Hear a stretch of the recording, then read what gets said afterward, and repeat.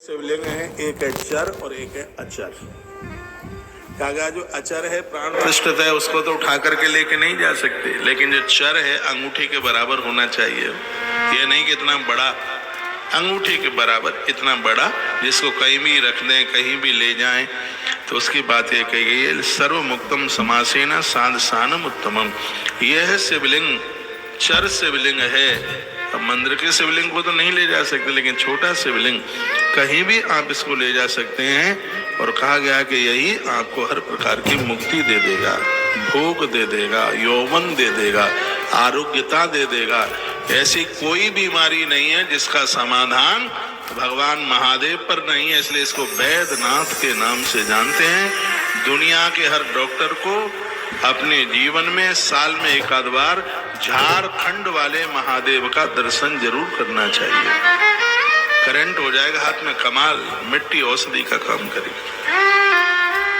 ये सबके वैद हैं, इसलिए तो इनका नाम है वैद्यनाथ। 12 ज्योतिर्लिंगों में उनका नाम आता है। दुनिया में सबसे ज्यादा कावड़ उनके ऊपर चढ़ती है। पहली कावड़ रावण ने चढ़ाई, पहली कावड़ भगवान परशुराम ने चढ़ाई, दशानु रावण ने चढ़ाई, श्रवण कुमार ने चढ़ाई, फिर भक्तों ने चढ़ाई।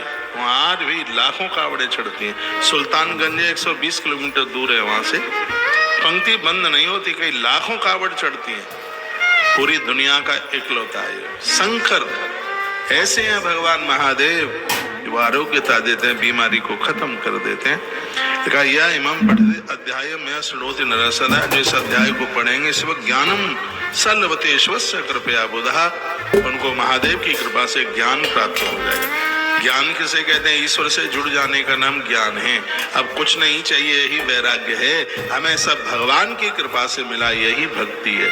ज्ञान वैराग्य भक्ति में जीव का कल्याण। तो यह है शिव महापुराण में बहुत अद्भुत ये सब बातें बताई। कहा फिर उसके तत्पश्चात पार्थिव पूजा का वर्णन किया, जो मिट्टी के शिवलिंग बना के पूजा जाता है, इसकी भारी महिमा है। मिट्टी के शिवलिंग बनाने की एक विधि है। क्या विधि है? पोखर में से, सरोवर में से पानी, मिट्टी लाएं, फिर उसको सुखाएं, फिर उसको बारीकी से कूटें, पीसें, फिर उसको छानें, फिर उसमें थोड़ी गौ माता के गोबर के कंडे को जलाकर, बेल वृक्ष की लकड़ियां जलाकर राख बना करके इसमें मिलाएं, फिर उसमें से अंगूठी के बराबर छोटी छोटी शिवलिंग से पिंडियां बनाकर उनका पूजन किया जाए।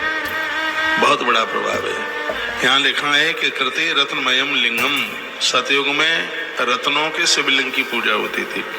त्रेतायाम हेम संभवम, त्रेता में स्वर्ण का शिवलिंग पूजा जाता था। फिर वर्णन किया द्वापुरे पारदम श्रेष्ठम, द्वापुर में पारद के शिवलिंग पूजे गए, लेकिन पार्थिवम तु कलौ युगे, इस कलयुग में मिट्टी के शिवलिंग की बहुत बड़ी महिमा है। यदि मिट्टी का शिवलिंग रोज संभव नहीं है, तो मिट्टी का शिवलिंग ही भगवान नर्मदेश्वर के रूप में प्रकट हुआ है। सबके घर में भगवान नर्मदेश्वर होने ही चाहिए। जो नर्मदेश्वर भगवान की पूजा करते हैं उन्हें पार्थिव पूजा का ही प्रत्येक दिन फल प्राप्त होता है। इतनी बड़ी नर्मदेश्वर की महिमा है। ये 19 नंबर का अध्याय है, सब लिखा है इसमें, मैं अपनी तरफ से कुछ नहीं बोल रहा हूँ।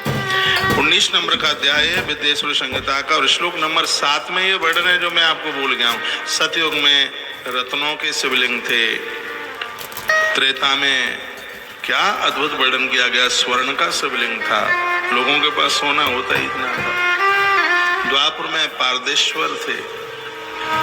एक बात मैं और आपको निवेदन करूं, द्वापर में लोगों के पास धन जमीनें बहुत ज्यादा थी, वो पारदेश्वर भगवान ये सब चीजें दे देते। और कलयुग में है वो पार्थिव पूजा, मिट्टी के शिवलिंग। नर्मदेश्वर भगवान के पूजन की बहुत बड़ी महिमा है। यथा सर्वेषु देवेषु ज्येष्ठ श्रेष्ठ महेश्वरा एवं सर्वेषु लिंगेषु पार्थिवम श्रेष्ठ मुच्यते। जैसे सभी देवताओं में शंकर जी श्रेष्ठ हैं, उसी प्रकार से सभी शिवलिंगों में पार्थिव मिट्टी के शिवलिंग बहुत ज्यादा विशेष हैं। और वही मिट्टी के शिवलिंग नर्मदेश्वर बने हैं, इसलिए दुनिया में ऐसा कोई शिवलिंग नहीं है जो नर्मदेश्वर से बढ़ करके हो। भगवान नर्मदेश्वर सब, इसलिए नर्मदा का हर कंकड़ अपने आप में भैया शंकर था बतेषु सर्वेषु शिवरात्रि व्रतम परम। महादेव के भक्तों के लिए शिवरात्रि से बढ़कर के कोई व्रत नहीं है। उसी प्रकार से तथा सर्वेषु लिंगेषु पार्थिवम श्रेष्ठ मुच्यते, ये 14 नंबर का श्लोक है इसी अध्याय का। उसी प्रकार से सब भक्तों के लिए पार्थिव पूजा से बढ़कर के कुछ भी नहीं है। यथा लब्धोपचारैष भक्त श्रद्धा समन्वितः, कहते हैं विविध उपचारों के द्वारा भगवान महादेव की पूजा कीजिए, सब कुछ प्राप्त कर लीजिए, किसी भी चीज की कोई कमी नहीं रहेगी। कहते हैं भारतवर्ष में वो सम्राट बन जाता है जो महादेव की पूजा करता है। 24 नंबर के श्लोक में लिखा है सकाम पुनरागत्य राजेंद्रो भारते भवेत्, शब्द लिखा हुआ है। भारत में सम्राट बन जाए। सम्राट का मतलब ये नहीं है प्रधानमंत्री बन जाए, मुख्यमंत्री बन जाए। सम्राट का मतलब ये नहीं है। सम्राट का मतलब है या तो वो राजा बन जाए और या फिर राजाओं के साथ उसकी मित्रता हो जाए, राजाओं के साथ उसका संबंध बन जाए। इसको राजयोग कहते हैं। राजयोग कुंडली में, बहुतों की कुंडली में राजयोग होता है, मेरी भी कुंडली में राजयोग है। अब मेरी कुंडली में राजयोग है तो इसका मतलब ये नहीं कि मैं प्रधानमंत्री बन जाऊं, राष्ट्रपति। मैं तो गांव का प्रधान भी बनने के लायक नहीं हूं, वो योग्यता नहीं है। तो क्या कुंडली झूठी हो जाएगी? कुंडली झूठी बिल्कुल भी नहीं होगी, क्योंकि राजयोग का मतलब है या तो वो राजा बन जाए या राजाओं के साथ उससे संबंध बने हो, उसी को तो राजयोग कहते हैं। तो ऐसा तो है, सब पार्टी के लोग आते हैं, आश्रम आते हैं, गौशाला आते हैं। हृदय में राजनीति तो है ही नहीं, क्योंकि अभ्यास ही नहीं है। हम कोई अभ्यास नहीं किया, कोई राजनीति की पढ़ाई नहीं की, ना कोई राजनीति की बात करते। तो भगवान महादेव ऐसे हैं, लिखा है सकाम पुनरागत्या राजेंद्रो भारत भवेत्, शिव की पूजा करने वाला भारत का सम्राट बन जाता है।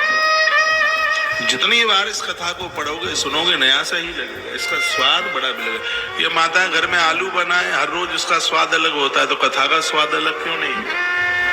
हाँ, जितनी बार सब्जी बनाइए बनाने वाली वही माता है, चूल्हा चौका सब वही है। जितनी बार बनाओगी उतनी बार उसका टेस्ट, उसका स्वाद अलग होगा। इसलिए कथा कभी बोर नहीं करती। इन कथाओं को जितनी बार सुनोगे उतनी बार कथाओं का आनंद कुछ विलक्षण होगा, आनंद कुछ अलग होगा, आनंद हो गया। Welcome back to my channel. Video अच्छी लगी हो तो प्लीज़ वीडियो को लाइक करें एंड चैनल को सब्सक्राइब करें। हर हर महादेव।